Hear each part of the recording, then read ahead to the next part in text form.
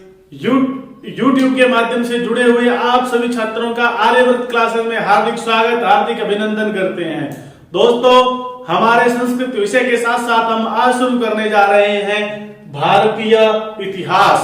इतिहास के अंदर हम संपूर्ण भारत का इतिहास, समकालीन इतिहास तक पढ़ेंगे।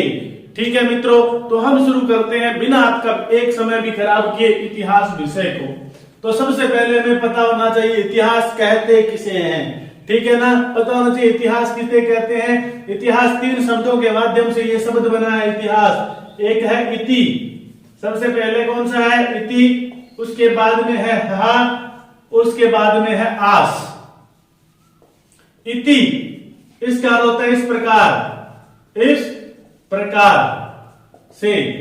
है का अर्थ होता है निश्चय या ही। आस का होता है था, अर्थात इस प्रकार निश्चय ही था या निश्चय ही इस प्रकार से था, अर्थात जिसके माध्यम से पता चले कि पुरातन समय में या पहले निश्चय से ही इस प्रकार हुआ था, वो क्या कहलाता है मित्रों? इतिहास कहलाता है। जो हमें जानकारी दे कि पहले निश्चय से ही इस प्रकार से घटनाएं घटी थी, वो क्या कहलाता है मित्रों? इतिहास कहलाता है। देखो दोस्तों, जब इतिहास लिखा जाता है किस किस के आधार पर लिखा जाता है, ठीक है ना? तो इतिहास बनता कब है? सबसे पहले हमें पता होना चाहिए इतिहास बनता कब है। ठीक है, इतिहास कब बनता है? जब कोई घटना संपूर्ण मानव जाति को या भूगोल को जो प्रभावित करे, वो क्या कहलाती है? इतिहास कहलाती है। ठीक है मित्रों, कौन सी घटनाएं इतिहास में शामिल होती हैं? सबसे पहले हमारा प्रश्न यही बनता है कि कौन सी घटनाएं इतिहास में शामिल होती हैं। ठीक है, कौन सी घटनाएं इतिहास में शामिल होती हैं? तो मित्रों, इतिहास के अंदर कोई सामान्य घटना तो शामिल होती नहीं है। ठीक है ना, कि उसके खेत में 50 क्विंटल कणक हो गई, उसके खेत में 2 किलो नरमा हुआ, ऐसी घटनाएं शामिल नहीं होती हैं। या सरदुलगढ़ पे एक बस का एक्सीडेंट हो गया, फतेहबाद में एक गा 4 बच्चे ले आई, ऐसी घटनाएं शामिल नहीं होती हैं। ठीक है ना, इतिहास में मित्रों वो घटनाएं शामिल होती हैं जो संपूर्ण मानव जाति को या भूगोल को प्रभावित करने वाली जो घटनाएं होती हैं, जिनसे कहीं ना कहीं संपूर्ण विश्व प्रभावित हुआ हो, या जिससे कहीं ना कहीं संपूर्ण समाज की एक रूपरेखा ही चेंज हो गई हो, जिस घटना के कारण भूगोल पर कोई असर पड़ा हो, वो घटनाएं ही इतिहास में शामिल होती हैं। अर्थात जो घटनाएं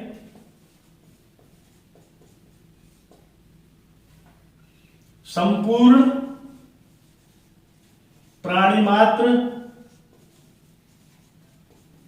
या भूगोल को प्रभावित करें।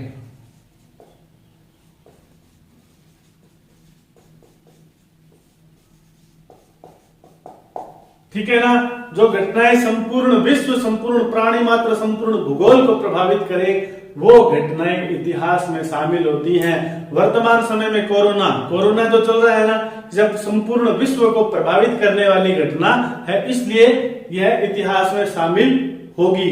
और अभी हाल ही में कल या परसों में ही इजराइल और फिलिस्तीन के अंदर जो युद्ध चल रहा था, वो संधि हुई थी। वो युद्ध, उस युद्ध ने किया क्या? संपूर्ण जो देश थे उनकी निगाह इजराइल और फिलिस्तीन के युद्ध पर जम गई, क्योंकि अगर वो युद्ध आगे बढ़ता तो वो युद्ध जो था विश्व युद्ध की नींव साबित होता। ठीक है ना, तो इस प्रकार की जो घटनाएं होती हैं वो इतिहास के अंदर शामिल होती हैं। अस्तु, आगे एक प्रश्न और उत्पन्न होता है कि इतिहास में होना क्या चाहिए? इतिहास में क्या होना चाहिए?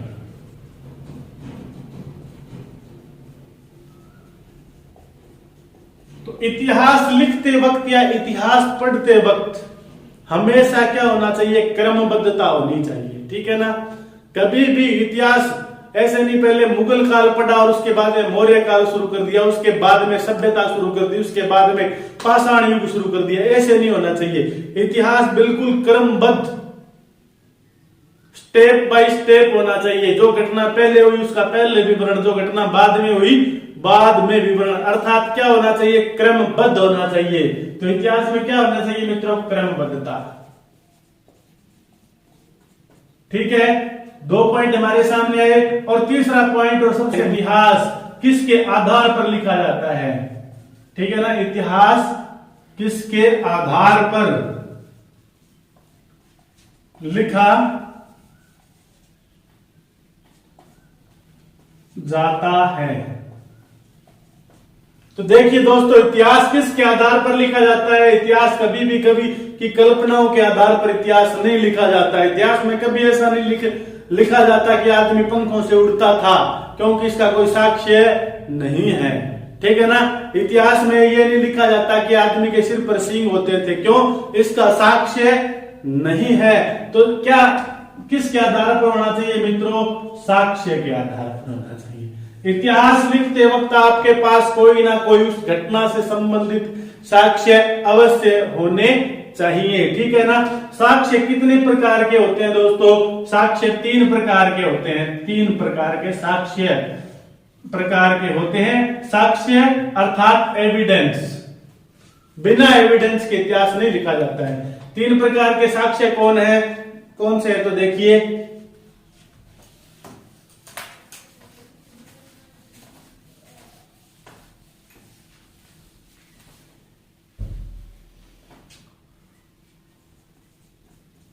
साक्ष्यों को हम 3 भागों में बांट सकते हैं मित्रों। सबसे पहले 1 नंबर पर क्या आता है, पुरातत्व साक्ष्य। पुरातत्व साक्ष्य, ठीक है ना।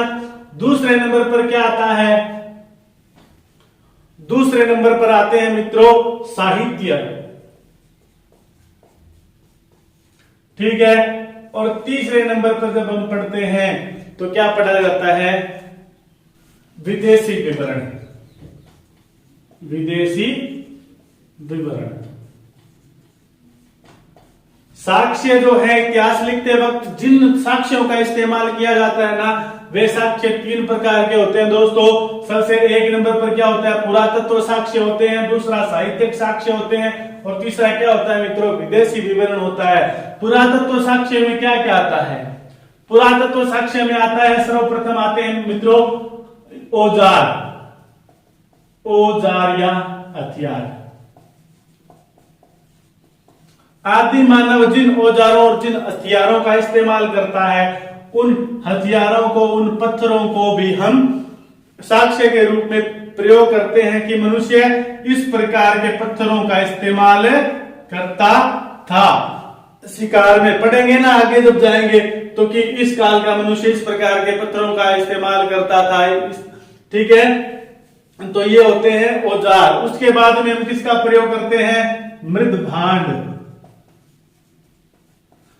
मृद भांडों से हमें पता चलता है कि वो किस प्रकार के बर्तनों माने मृद माने मिट्टी, भांड माने बर्तन, किस प्रकार के बर्तनों का वहां प्रयोग किया जाता था और कैसी बनावट थी। इन बनावट के आधार पर ही पता चलेगा कितने विकसित थे। औजारों को देखने के आधार पर ही हमें पता चलेगा कि वो लोग कितने विकसित थे। तो दूसरी बात क्या है, मृद भांड। और तीसरी और महत्वपूर्ण बात है तत्कालीन शहर। खुदाई करते समय कई बार हमें पूरे का पूरा शहर भी मिल जाता है ना। तो वो शहर जो है, वो शहर उसकी खुदाई करने पर उसके घरों का निर्माण, गलियों का निर्माण आदि के द्वारा हमें पता चलता है कि उन लोगों का रहन सहन कैसा था। ये भी कौन से साक्ष्य में आता है, किस प्रकार के साक्ष्य में आता है मित्रों, पुरातात्विक साक्ष्य में। ठीक है। और उसके बाद में शिलालेख।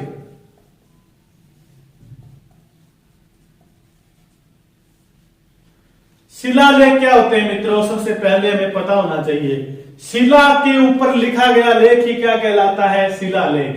पुराने समय में क्या किया जाता था, आज की तरह माइक वगैरह तो थे नहीं, तो राजा लोग अपनी आज्ञाओं को प्रजा तक पहुंचाने के लिए क्या करते थे, वो क्या करते, जगह जगह पर जो पत्थर होते थे ना उनको चपटा करके, जैसे कि कोई नुकीला पत्थर है उसकी सतह को यूं चपटा कर दिया जाता था बिल्कुल इस बोर्ड की तरह, और इस बोर्ड की तरह ही चपटे पत्थर पर अपने आदेश से लिखवा दिए जाते थे, है ना, कि आपको ऐसे करना है, पशु हत्या नहीं करनी है, जैसे अशोक ने लिखे थे, ठीक है ना। तो ये जो शिलालेख है वो भी कौन से किस प्रकार के साक्ष्यों में आते हैं, शिलालेख, ठीक है ना। एक तो इस प्रकार से शिलालेख होता था, एक होता था स्तंभ लेख, ठीक है ना मित्रों। स्तंभ लेख किस प्रकार लिखा जाता था, स्तंभ लेख में क्या होता था, जो ऊपर होता था अपने स्तंभ के इस प्रकार अवांगमुखी कमल का निर्माण किया हुआ होता था, ऊपर किसी ना किसी पशु का चिन्ह बना होता था, और यहाँ पर उस पत्थर को चपटा करके, जिसे यष्टि बोलते हैं, क्या बोलते हैं मित्रों, यष्टि, इस यष्टि पर राजा अपनी आज्ञा लिखता था, तो इसे क्या कहते हैं, स्तंभ लेख, शिला लेख। तो ये थे मित्रों हमारे पुरातत्व साक्ष्य। आपको याद रहेंगे कि पुरातत्व साक्ष्य में कौन कौन से साक्ष्य आते हैं, औजार, मृत भांड, तत्कालीन दबे हुए शहरों के अवशेष और शिलालेख ही आते हैं पुरातत्व साक्ष्यों के अंदर।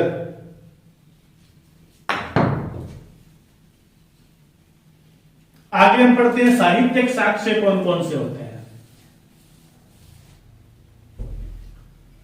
मित्रों साहित्यिक साक्ष्य जब हम पढ़ते हैं तो ये साहित्य जो साक्ष्य होता है वह भी दो प्रकार से होता है, ठीक है ना। पहले तो हमें पता होना चाहिए साहित्य कहते हैं किसे हैं। साहित्य कहते हैं भैया तत्कालीन लिखी गई पुस्तकों को कहा जाता है साहित्य। और साहित्य कितने प्रकार का होता है, दो प्रकार का होता है, एक होता है धार्मिक साहित्य, एक होता है धर्मेतर साहित्य, ठीक है। तो सबसे पहले धार्मिक साहित्य में क्या क्या आता है वो देखते हैं, धार्मिक साहित्य और धर्मेतर। पहले आपको पता होना चाहिए धार्मिक माने धर्म से संबंधित और धर्मेतर माने धर्म से हट करके, ठीक है ना। तो धार्मिक साहित्य में क्या क्या आएगा, वेद, पुराण, गीता, बाइबिल और कुरान, ठीक है।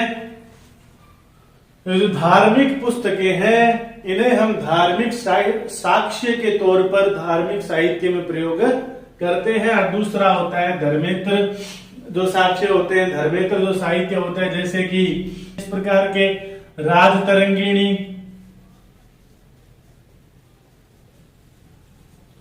इसका लेखक कौन था, राजतरंगिणी का कल्हण, कल्हण इसका लेखक था। और कश्मीर के राजाओं के बारे में इसमें लिखा गया था, ठीक है ना। और दूसरी पुस्तक जैसे उदाहरण के तौर पर हम देख लेते हैं तो अर्थशास्त्र, कौटिल्य के द्वारा लिखा गया। और मौर्य शासन के बारे में, मौर्य शासन के दौरान चंद्रगुप्त मौर्य के दौरान इसे लिखा गया था, ठीक है ना। तो मौर्य शासन के बारे में बताता है। इस विदेशी विवरण में जैसे विदेशी विवरण वो विवरण होता है मित्रों की हमारे देश में कभी ना कोई विदेशी यात्री आए होंगे और उन यात्रियों ने यहाँ पर आकर के यहाँ पर रहे होंगे और यहाँ के लोगों का रहन सहन, किस प्रकार के कपड़े पहनते हैं, किस प्रकार रहते हैं, किस प्रकार की शासन व्यवस्था चलती है, वो इन लोगों ने देखी और इन लोगों ने उस व्यवस्था को देख करके अपनी पुस्तकों में लिखा। इन्हीं पुस्तकों को कहा जाता है मित्रों विदेशी विवरण।